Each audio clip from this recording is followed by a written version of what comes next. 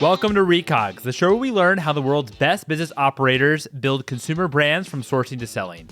Brought to you by Manufactured. Manufactured is an online platform that helps brands manufacture, finance, and distribute inventory across 20 industries and 25 countries. If you're a consumer brand owner and interested in learning more, check out manufactured.com. Our guests today are Kendra Kawala and Zoe Victor, co-founders of Maker Wine. Maker is the highest rated canned wine that prioritizes minimal intervention, vintage, and vineyard-designated wines. We discuss how they partner with winemakers, choosing the right flavor profile, and how they went all in on D2C and their experience scaling through that channel. And also how they think on the operations side, how they think about capacity and how many cans to produce, and much, much, much more. Without further ado, here are Kendra and Zoe. Kendra and Zoe, thank you so much both for joining me here. How are you? Doing so well, Mike. Thanks for having us. Happy to be here. Oh, really appreciate it. So take me to 2019. How did Maker Wine start? What was kind of like the aha moment and when you wanted to take this into going full time, this is what you're doing? The three of us co-founders, Sarah, Zoe, and myself, met in business school out in California. And California's in the heart of wine country and the wine industry. And we really first bonded as friends with a love for wine and craft and storytelling. And over time, our third co-founder, Sarah, had a bit of a background in beer and craft beer.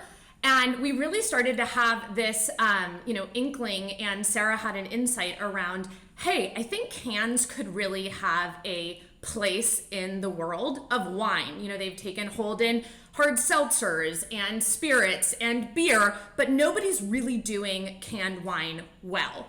And so she came to us, and the other part of the puzzle for us really was why we wanted to work with small producers. So in addition to, getting really impassioned about cans from a consumer standpoint and the environmental aspects, we actually went around and met with more than 75 different wineries across California. And we kind of interviewed them. We got to know what worked for them and what didn't work for them.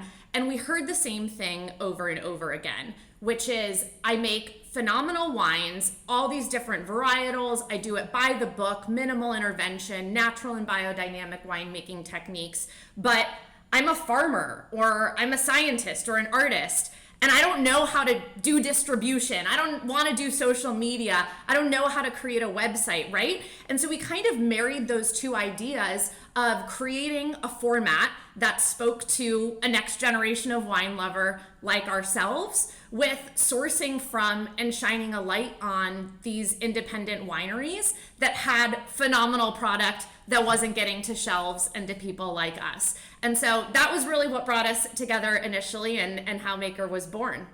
Yeah, I was going to add, Sarah and Kendra, they did a great job in the very early days of identifying these winemakers with incredibly diverse backgrounds, making a super premium product, but really having little means of distribution. And so it has been fun over the years to partner with them as lifelong partners, really, and scale up together and get their wines into the hands of your average wine drinker like us. And I think, the can format, that single serving format, has made it much more practical and much more approachable to everyone. So, are these winemakers, are these kind of like premium winemakers? Are these the ones that gets kind of reviewed by, that are kind of like considered like some of like the top wines in the world? Like, where do they kind of like stand in terms of like maybe like, because there is wine can obviously get very, very expensive, and maybe can be seen a little bit as like an exclusive club. Where do you kind of think about like these like independent winemakers per se?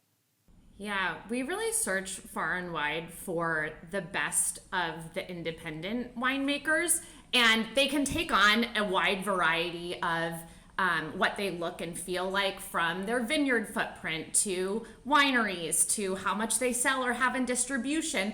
But across the board, we're working with best-in-class independent wineries, ranging from small up-and-comers, independent consulting winemakers growing and founding their own brands, all the way up to, some of America's best and most iconic wineries that have been around for decades. So we work now with more than 15 wineries in California, Washington, and soon to be Oregon. And just to kind of get wine nerdy for a moment, it's called a negociant model in wine when you go out to those different suppliers and you aggregate supply. So that's the French word, that's the wine word for sourcing from so many different winery partners.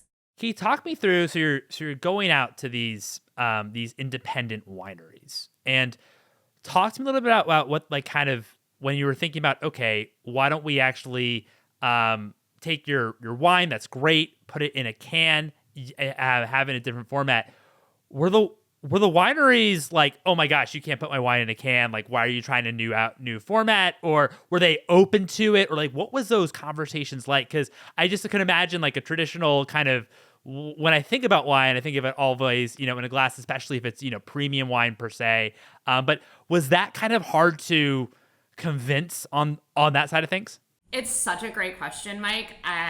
So out of the gate, absolutely, people thought we were crazy to want to put premium wine into a can. So much so, in fact, they said it won't work, people won't buy it, don't do it. And they said even more, you're crazy to think you can go to independent wineries that have established brands and tell them you want to use not only their products, but their brand names and their stories, right? Like, that is not how the wine world works. It's all about, as you said before, opacity, elitism, this kind of like, on purpose, this mystery around who made your wine and where it came from, right? Well, so it was an uphill battle to convince our first handful of wineries to work with us for a couple of reasons. One is their brands are their babies, and they want to make sure, their price points, their reputation, all of that is well respected.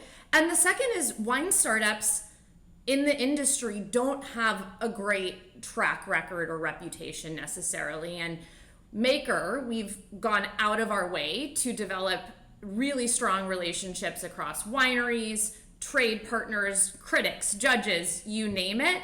And that was really not a given. And so out of the gate, we had to talk our winemaker partners into doing this. We had to create the model together and really get them comfortable. That said, they wanted help getting distribution, getting the word out. So they were super excited about it.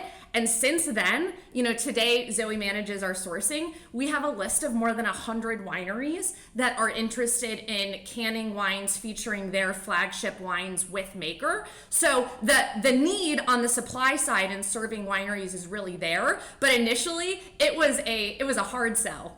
Oh, no, I was just going to add, so one thing, if you walk into a grocery store, Mike, you see a sea of wine labels, and those are probably all the fancy wineries or wine labels with which you and like most people are familiar, including us.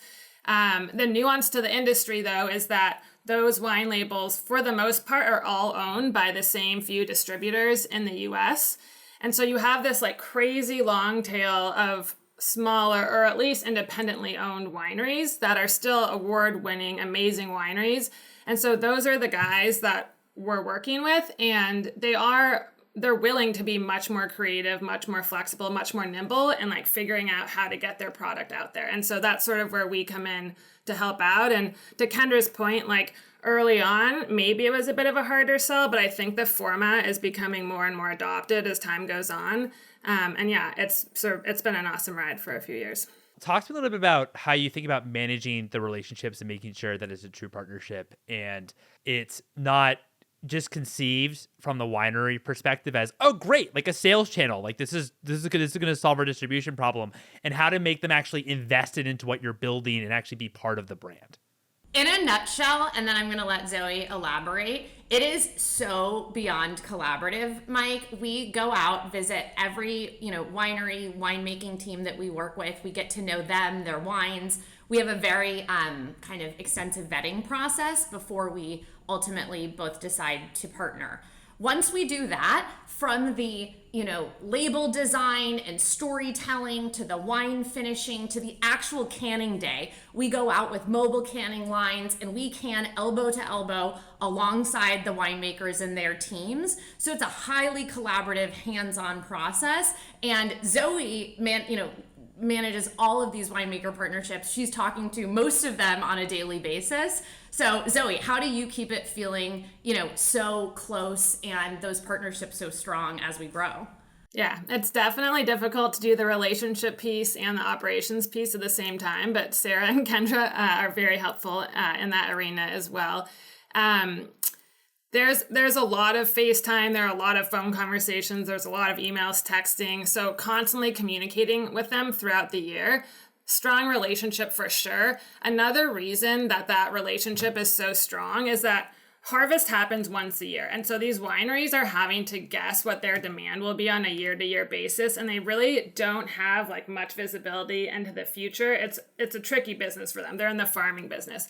If we partner with them and we say, look, we think you are amazing, let's be partners, we will grow and scale up together over the years, like there are synergies there. For them, they benefit from having that visibility like multiple years into the future. They know we're a partner.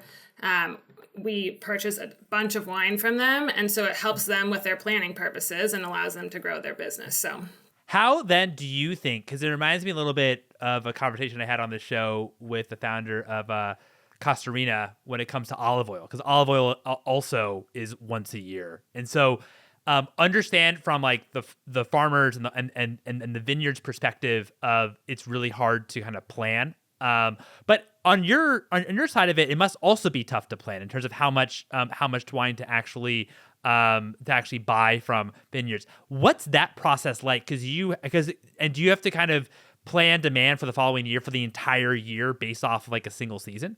Yeah, we have become very good at forecasting 12 months out for a teeny startup. That's a very difficult part of the exercise, but we've done a pretty good job at it. We've doubled or tripled production every year. Wine in a can is really good for up to 2 years. So if we have like flow over or spill over, we're okay. But for the most part, we're trying to move inventory in under a year to keep the wine as fresh as possible. A few of our winery partners, we've chosen strategically. They're small, they're independent, but again, they have the option to scale up. So there's always plenty of fruit and plenty of juice. And if we ever find ourselves in a pinch partway through the year, it's easy to take care of it and can a bit more wine. So can you talk to me a little bit? About what the entire process is on the supply chain side? So you obviously are buying the wine from the individual wineries, then you're putting it into a canning facility, or if you can kind of elaborate just in terms of like what that supply chain are and what are maybe some of the difficulties in the supply chain that you're currently dealing with. Yeah, definitely. And it might be worth also just kind of recognizing how it's typically done in the industry versus how Maker does it as well, because I think our supply chain is really special in context. So how all wine works, right, is it is grown in grapes and vines outside. That is still, it's an old school agricultural product. And I say that, somewhat lightheartedly, but like I was born and raised in the Midwest in the heart of, the agricultural part of the country. And people don't really realize how agricultural wine is because those types of grapes aren't grown there. And so wines are harvested on an annual cycle. And we are partnering with wineries that are already producing very large amounts of wines and their own, grapes. And so each of our wineries purchases their own grapes. They oversee the fermentation process and do the wine in exactly their own style. Zoe works closely with them. There are, some nuances. There's some science around canning fine wine. It is different than putting wine into a glass bottle. And then really where, it all comes together is on this day of canning, where the winery essentially brings the finished wine ready, taste tested and ready to go into the can. We bring the pre-labeled cans with their story, the vintage, the varietal, the region of the wine, a QR code on the back that pushes to a story of the maker. And all of it typically comes together on site at the winery. So the wine doesn't leave the tank or the barrels that it's been fermented in. We actually send mobile canning lines, just like in craft beer and just like mobile bottling lines in wine. And they go all over the state and the West Coast and Colorado now. And we can can up to 13 to 15,000 cans a day with a mobile bottling line. For a handful of our SKUs, and Zoe can elaborate more on this in a bit, but for a handful of the SKUs, we have almost outgrown that. And there's large, centralized, highly automated canning facilities that we can partner with. But largely, it all comes together in this canning day. Then the finished good is produced. That's when we take possession of it. And we've grown fulfillment from Zoe's basement 3 or 4 years ago to we had our own warehouse for 2 years. And now we actually have grown into one of the largest and best blue chip wine 3PLs in the world. So we're no longer picking and packing boxes ourselves. And then, as we mentioned before, we're mostly direct to consumer. So we bring to life this experience of all these authentic winemakers and their wines by shipping them straight to people's doors all over the country. Really different supply chain end to end, just to, provide that point of comparison. A lot of wine, especially canned wine, is sourced on the bulk market. It's not premium, it's not vintage, varietal designated, and the vast majority of wine is sold through the 3-tier system and through distribution. And so it's really a special business model from end to end, both the supply side and the go-to-market side. A lot there. What questions do you have, or what did I miss? No, I mean that's a lot there, and all amazing things. Now that mobile bottle line, is that machinery? Is that something that you lease out? Is that something that you own, or is that already, or do the actual wine producers own that themselves, or what's the story behind that? There's third parties that own these mobile bottling lines. Yep. And then we essentially contract with them, but they specialize in the maintenance and the operation of that equipment. So I know on the distribution side, since, that is part of the value prop in a lot of ways to these independent wineries that aren't able to get distribution, right? How in 2019, this is obviously pre-COVID. I know that you're 90% D2C, and that's amazing that you're primarily D2C. But in the beginning, were you always thinking about direct to consumer pre-COVID, or how are you thinking about distribution in your original strategy? In a pre-COVID world, which is when we built the foundation of the company, we canned our first 35,000 cans of wine in late 2019 and early 2020. We really imagined bringing this to life in the traditional channels, which were retail and events. You can imagine canned wine has a really hot spot in, concerts, outdoor events. And so we had all of these pitches and activations lined up throughout spring and into summer of 2020 as our launch plan. And essentially that went out the door overnight. And we found ourselves, me, Sarah, and Zoe, with 35,000 cans of wine and needed to get them out to the world, to share them. So, and we'd promise these winemakers, right, that we would pay justice to their brands. We'd help sell their product. We'd bring more people to them. And so it was kind of incumbent upon us to say, okay, well, we have this physical good. We can't really do much to change this. How do we bring it to life in a way that fits the world that we're in and gets, the good wine into people stuck at home who were maybe willing to have a drink and, wanted to have a good experience or a story to go along with it as well. So there is a silver lining there, right? COVID was horrible in so many ways, but it did allow us to funnel our very limited resources into this one channel, which was direct to consumer, and the whole world pivoted there. And so we were sending these amazing curated portfolios of wine to people's doorsteps, and it was delightful for them for that period of time. And to Kendra's point earlier, our canned wines are the only canned wines out there where you see the name of the winery, the signature of the winemaker, the vintage, the varietal.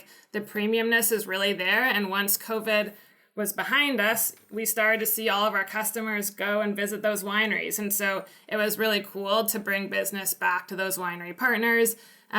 Doors opened, and we've started to double down on our wholesale business and the event space as well. So it came together. That's amazing. I mean, and it's interesting too, because when it comes to D2C, and certainly there's a lot of talk now how D2C is dead, and the e-commerce penetration has taken a step back of what it used to be, and CAC is so tough, and all these challenges within D2C, and especially with CPG products, right? Because you're not trying to sell like $500 worth of product, or where it actually maybe makes sense and the margin profile maybe makes sense. You're selling, your price point is much lower. How did you make D2C from a price perspective and from that channel's perspective work for you from like a cash flow basis? There's really two things that I think make D2C work for us, whereas it hasn't for others or in the past. The first is we have a very high average order value, more than $100 per customer per order. And that is true across all channels. And then the second is we have sky high retention.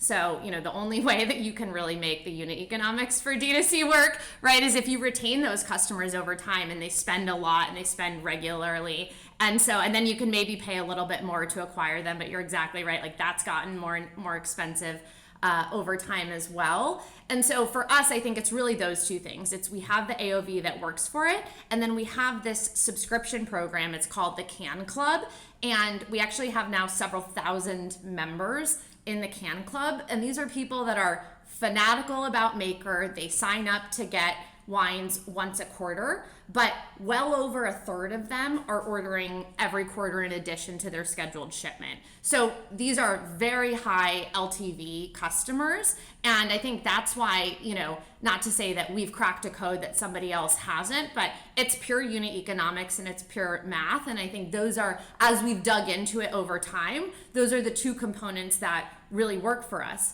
Now, that said, pushing into wholesale and distribution, it's a different game. We are having to consider sourcing different SKUs. We're having to maybe rethink the label a little bit to be more retail ready. And so I think that's been, you asked before what some of our challenges have been. That's been a big challenge, is creating a physical good and a product that speaks to audiences online and also works on a store shelf, right? Like they need to be one and the same to a certain extent.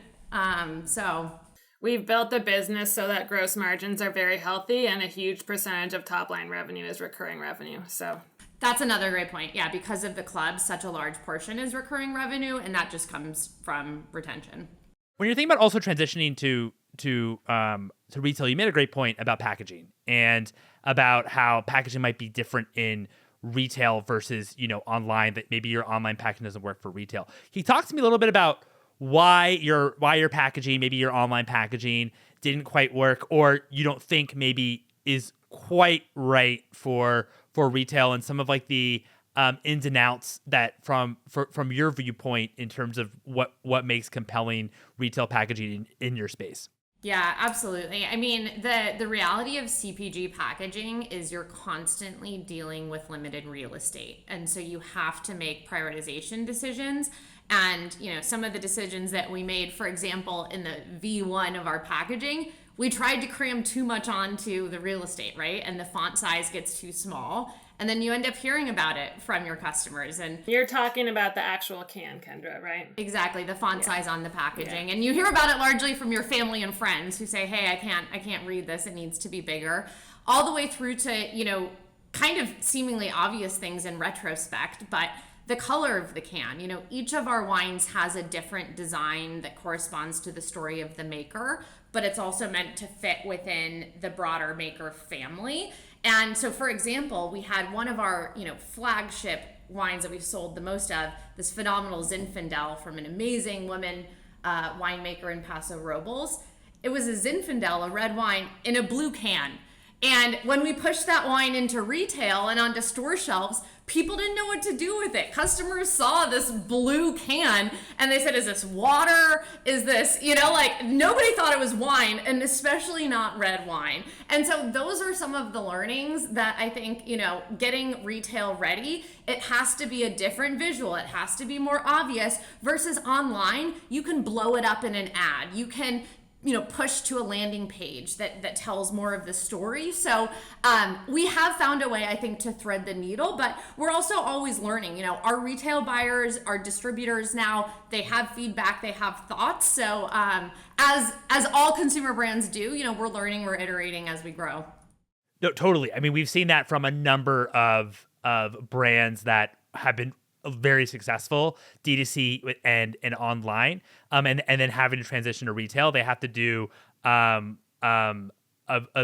certainly like packaging redesigns, like definitely on my other podcast, Consumer VC, I've heard about those stories constantly. So that's nothing new. But it's just also really interesting to see, like, and I really appreciate you pointing that out about how, wow, we had so many facts and features about our product that, oh my gosh, Maker was maybe, so small that needed to be, our logo was small, where it was, we should actually need to simplify this for retail. And also that example of, the blue can, what is this? This is not red. This is, really maybe too far out there in order for people to really understand.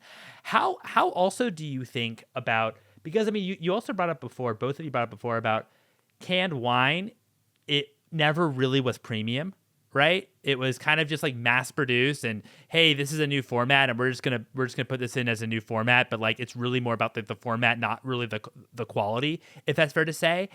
How do you also think about convincing consumers that, hey, we're actually premium wine, we're maybe comparable to a you should think of us as like a glass of premium wine, even though it's in a different format? I think Kendra will have more to add to this, but I think a lot of it is in what we convey on the packaging. And like we've been discussing, we've done a lot to refine that, but we convey quality in giving the customer the vintage, the varietal, the AVA, the name of the winery. There's so much transparency there that you really don't find with any of the other canned wines out there. It's not bulk wine. It's not been blended from a bunch of different wineries. It wasn't sold on the bulk market. It's not like from different states or different years. So we're trying to be fully honest there. And I think that's a big piece of it. Yeah, I mean, it's interesting. I'll tell you, we have a polarizing product. If you put it in the hands of our target customer, they're elated, they get out their phone, they're taking pictures, posting about it on Instagram, telling their friends, tweeting about it. If you put it in the hands of not our target customer, they're deeply offended in a way that I think is really fascinating, right? Like if you go to somebody that has, thousands of dollars of fine wine in a cellar in a collection, and you tell them fine wine comes out of a can, they don't believe you, they're offended, you should get lost, right? And so I think it's interesting. Like our job is to find the people that are already can converts and that we don't have to take along that. We have to do a lot of education, I'll tell you, with retail buyers, with distributors, and especially with trade. I think what we have done that's really served us well is we've entered our wines now for the last 4 or 5 years into all of the best wine competitions across the country. Originally, we were entering cans into bottled wine categories, and our wines were getting 95, 96 point scores. Well, we weren't surprised. These wines from these producers get those scores out of a bottle. We put the same wines into a can, but what it's really helped kind of shepherd into the industry and help educate and be that objective proof point for the wine critics and the judges, is that the format's not hindering the quality at all. Yeah, those accolades from those wine competitions, all of the gold medals we have for almost every single one of our canned wines, has really moved the needle on format adoption. And also, like in wine, winning the awards, like it's such a kind of prestigious category, like that. I'd imagine that makes just that's such a big deal in wine. That actually makes a lot of sense. When we started the company, Wine Spectator, Wine Enthusiast said, we won't write about canned wine. We want nothing to do with it. And now every year they're actually doing multiple features, roundups. So it's here to stay.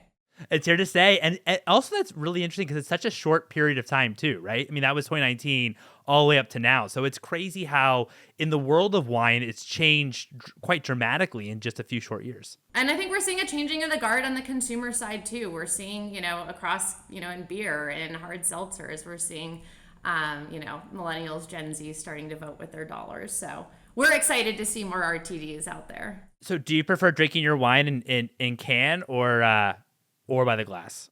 I would drink it from the glass. It's definitely worth it, but it's canned wine, so there's no rules. You do you. If you're on a golf course, on a boat, on a train, sip it straight out of the can. You can do that too. One thing I was going to add, I think the demographics here are pretty interesting, and I do think that sort of contributes to like whether you see this format adopted or not. With our product in particular, it's a premium product, right? It's nice wine. And so you might not see like as high a percentage of like younger 20-ish year olds buying it. I mean, it is alcohol, but also less disposable income there. But as you move up towards like the 30s, 30 up to 60, you see huge adoption of it. It's a premium product. It's very practical. It's like a young enough group where they're totally open to the idea. And then Mike, to your point, you move up to like the 60, 70-year-olds and they're more antiquated in their ways, a little stuffier. And so, but there's a big chunk of the population there in that age range that really love the format. So that is interesting because I think that when you think about canned wine, and at least maybe some of the previous formats or companies that have been around, when you think about the format, you think it's just going to be cheaper than the bottle, and maybe not as premium, quite different. And so it's kind of interesting that you maybe tapped in kind of like a mid market per se. Of it's not it's premium quality, but it's not going to be outrageous in terms of pricing compared to like the super expensive wines. So that's pretty interesting. And to ground us, when we say premium in wine, that's like a $15 to $25 bottle equivalent. And like ultra premium is like $25 to $35. So it's definitely that, like I would call it an everyday luxury. We want this to be, that nice glass that you have on a Tuesday night in front of Netflix. How also did you both think about variety when it comes to different types of wine to even launch with, and how to even choose which types of wine are kind of in your portfolio per se?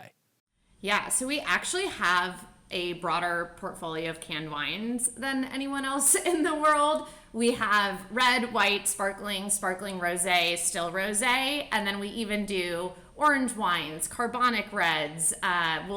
We do some really interesting esoteric wines. So it's really striking a balance. We have core SKUs that we scale, way up in volume and production. And then we have these limited production special releases that we can do, drops of and sell out.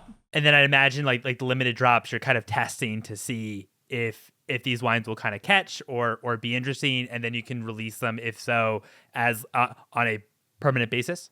Totally. And sometimes we'll have a hunch that a wine will really work. And we actually have a panel of our Can Club members. We have a panel of trade buyers and industry experts, people whose palates we trust. We'll send around wine samples and get their feedback, because Sarah, Zoe, and I, we are not sommeliers. We do not have, refined palates. And we actually want to have the palates of our customer, right? We enjoy good wine, but we don't want to make it too stuffy. And so that has given us conviction. That process of running it through panels has given us conviction to do some pretty wild wines. We did the first ever Cabernet Pfeffer in a can, a super rare, phenomenal, light, juicy red varietal from Santa Cruz and also France. We did it with a winemaker from Santa Cruz. And so things like that, we're willing to take some risk on those limited production and special drops. And our club members love those wines. They love trying the new, unique, natural, biodynamic, a lot of those smaller production wineries that are truly by the book environmentally will feature their wines. So we get to have a lot of fun and kind of creative license with that side of the wine program.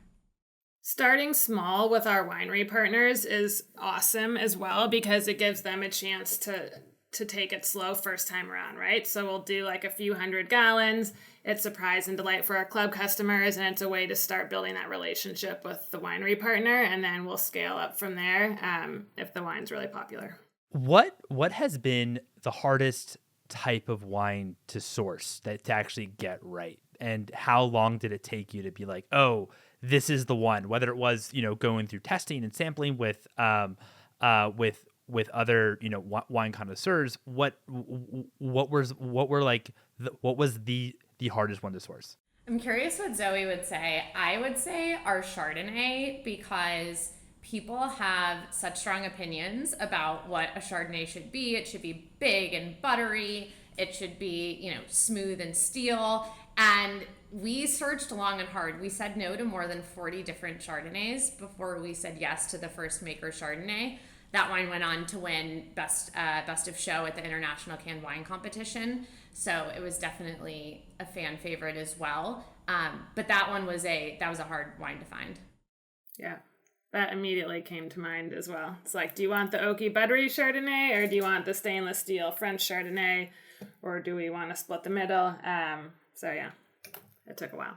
And what this looks like, Mike, is like we're driving all over, someone on our team, typically me or Zoe, is driving all over California, Oregon, Washington, meeting with these wineries, evaluating not only the wine, but is this a partner? Is this somebody we want to represent? So it's an involved process, and we have to try a lot of good wines in the process. It's really tough.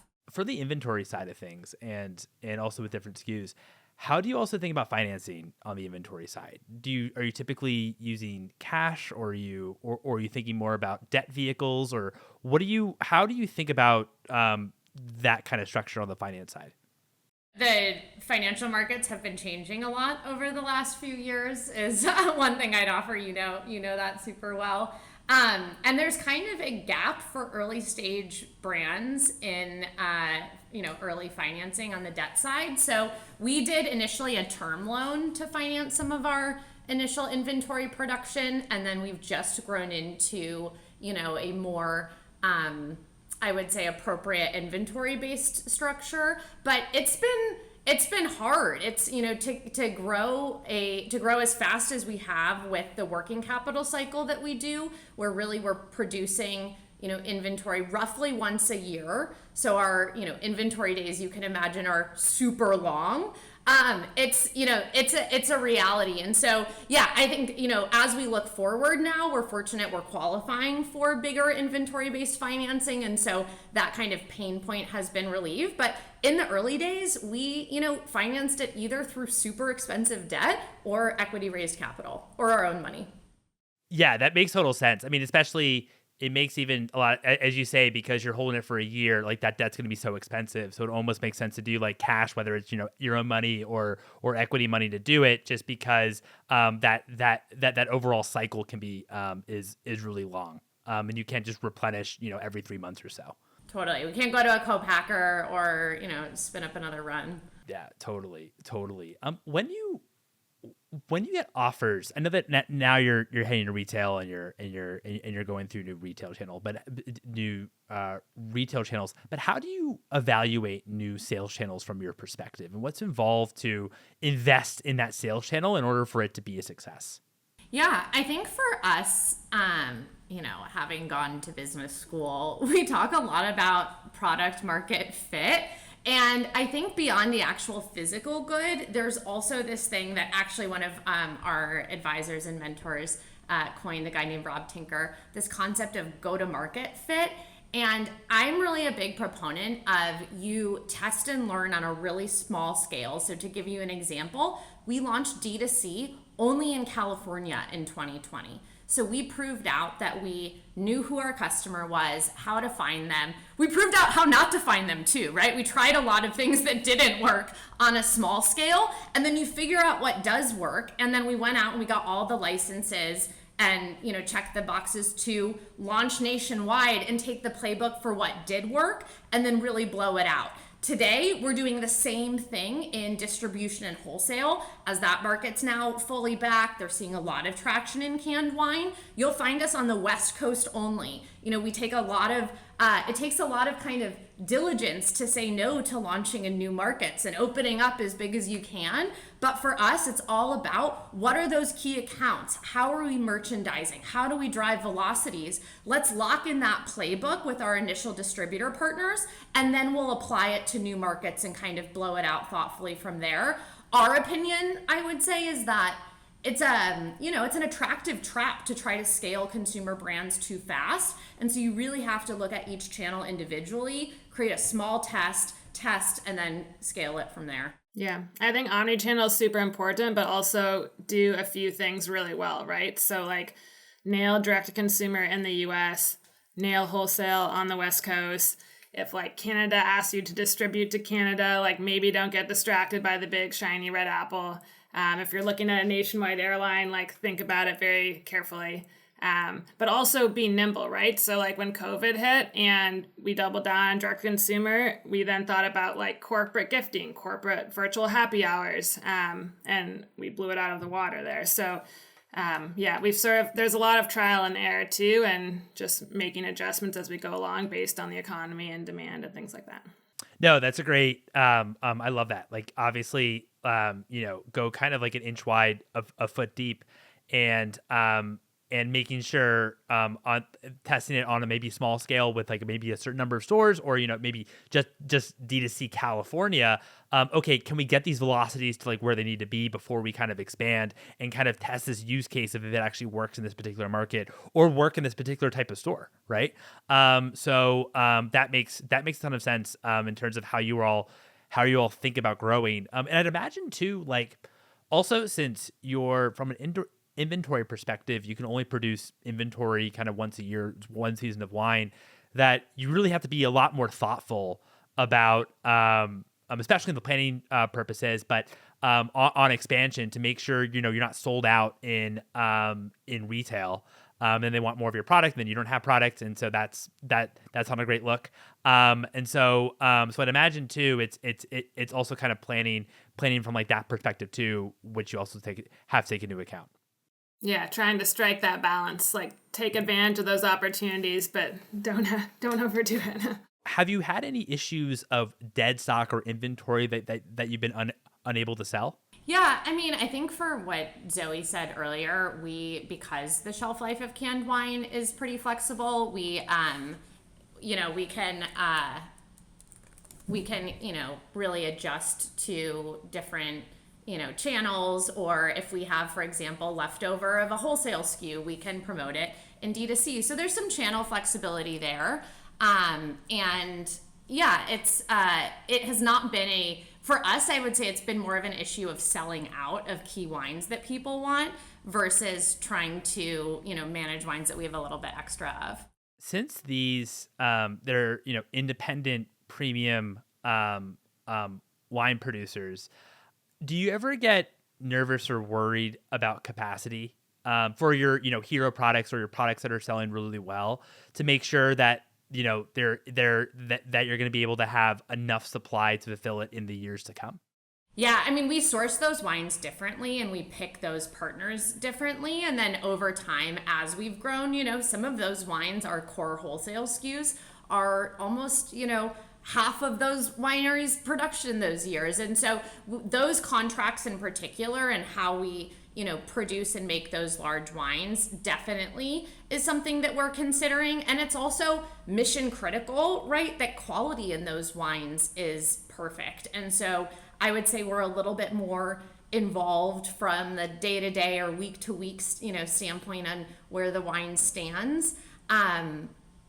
So yeah, over time, really, scaling the wholesale program. And then like we talked about too, being able to use the limited production program to take some risk, to try some things on a smaller scale. My final question for both of you is, what would you value more? $100 of COGS, $100 of inventory, or $100 cash? So I think I would have to go with $100 of inventory, because what I'm able to do with, I lead our sales today, so I'm going to be biased, but I can turn $100 of our inventory and do far more than $100 and get into some pretty cool places. It takes me a while to turn that $100 of cash into premium canned wine. That is much harder to do. Zoe, what would you do? Yeah, I'd probably agree. Our people are special to us too, so we can always go hire another badass out there, but one of those two. Yeah, I mean, how I think about it is that if there's demand for your product, right, and it's selling really well, then that $100 of inventory is worth way more than $100 in cash. If your product isn't selling well, then you take the cash over, the inventory, since you can't sell it. And so that's how I think about it, as well as Pascas have pointed out, you do have obviously like marketing costs that can be associated in terms of selling that $100 of inventory. So there are like other costs kind of in there, but I loved your response. Yeah, $100 of inventory makes a lot of sense. Kendra and Zoe, this has been such a blast. Thank you both so much for your time. Thank you so much for having us. So much fun hanging out. And there you have it. Kendra and Zoe, thank you so much for coming on the show. Also, thank you to Manufactured, who are producing this podcast. If you have a consumer brand and want to explore our 700 plus vendor network to see if we can lower your COGS and help manage your inventory, please head to manufactured.com. Thank you.